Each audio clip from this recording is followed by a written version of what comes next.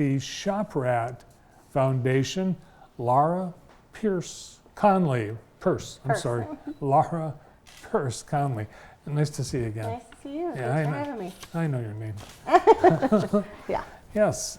So you have had a busy summer. Are you winding up yet?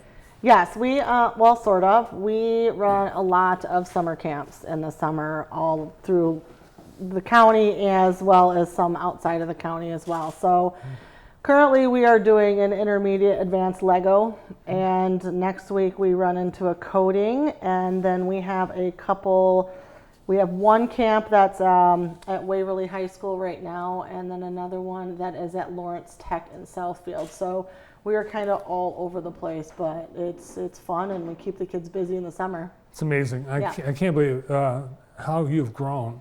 Every year there's more and more and more and more. Mm-hmm.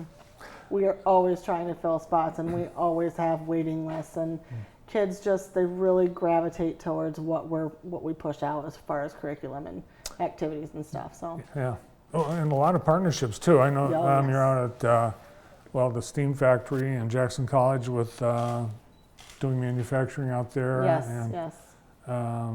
You said in Southfield. Yep, in Southfield and Waverly High School and Howell High School, and so we collaborate a lot with other schools that kind of have the facilities but don't have the facilitators, and so we kind of mesh our worlds together and then advertise for all students all around and fill them up. And the kids just eat up what we offer. Well, especially when they're able to do things like fly drones. Oh, yes, yeah. You've got a drone camp this summer. We did have a drone camp. That was that was a good one. It was a doozy for us instructors as well, because we had originally had somebody coming in to teach it, and we had to make some last minute decisions. So you taught it.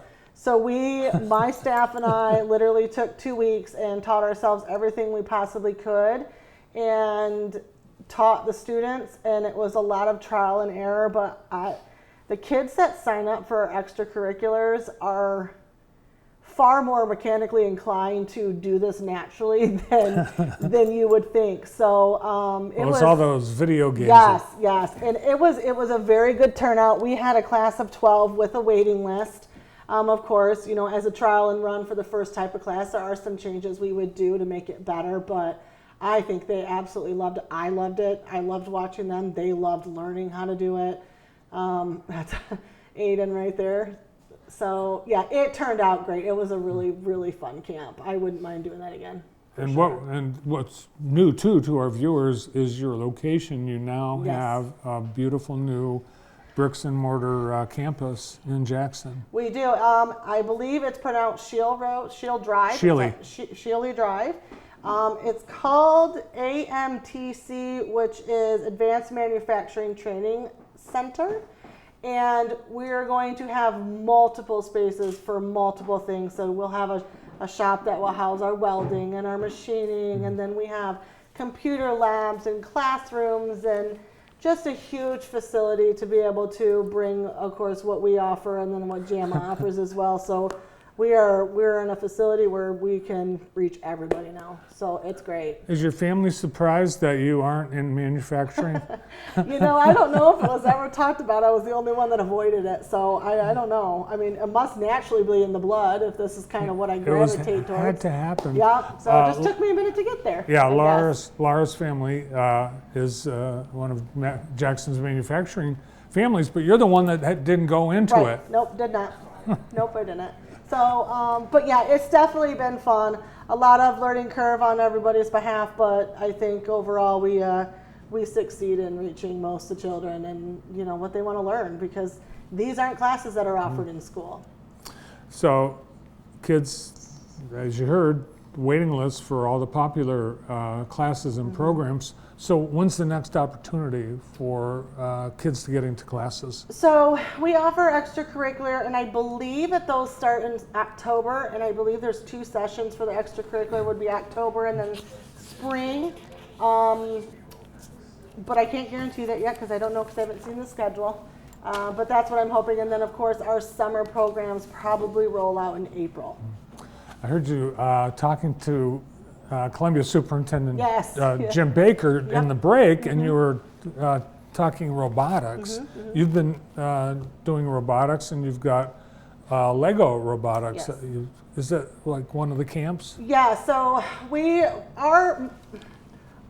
the ones that launched the Lego Robotics in School program. So what you're looking at right here is a traveling Lego Robotics program that we offer in the county schools. And so we go in and facilitate 8 weeks of the same program, doing different lessons throughout the weeks, depending on how many classes they have and how many kids, depends on how many times we're in there, whether we're in there once or every day or all day and whatnot. So anyone from grades 3rd through 6th, well, we go 3rd through 8th, but this one's more geared towards elementary. So 3rd through 6th in the elementary schools will be able to do a Lego robotics. Now we either fill in during a STEM class or a science class, or we're built into their program during the day, wherever they can fit us in so that we can go in and instruct just Lego robotics. They'll learn how to build, code, maneuver, do objectives, figure out how to work better as a team, communicate as a team, because everything's paired.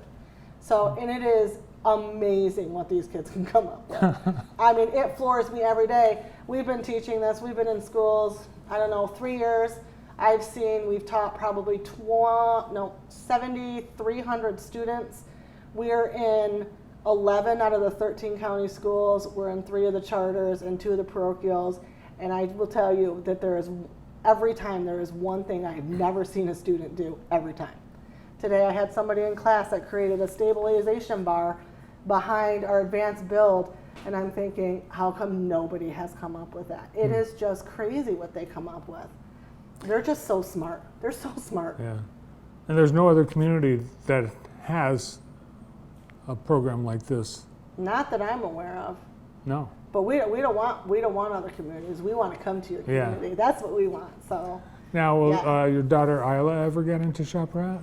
I think she will. She was my drone flyer too. She was learning, and she gets to do this at her school. So, you know, she's been around this for a while. When we first launched the program, I had to test run it on my son because we didn't know what we were doing. Like, we were building the curriculum as we were going, and so he was more of the grade level we were starting at.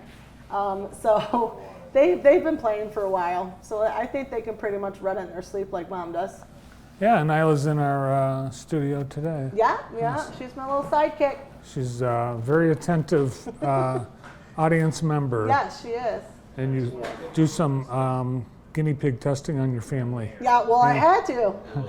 Wave, I see you, we see you. Yeah, we had to. I mean, your best test subjects are ones that you have in the house. And so, you know, hey, Mom's got to learn, you guys have to learn, and I need to know. I mean, they're the same age group as what we're reaching, so their feedback is more important to me than another adult, because they're the ones looking at it every day. So I need to make it engaging for them, not for us. Well, it's all on your website, Yes. and I know you're going to, as you build out your new headquarters with JAMA, Yes. there'll be plenty of opportunities for people to come by and check it out. Great to see you. Thanks for all you're doing for the kids. Thank you very much. It's fun. The program director at the Shop Rat Foundation, Laura Purse Conley.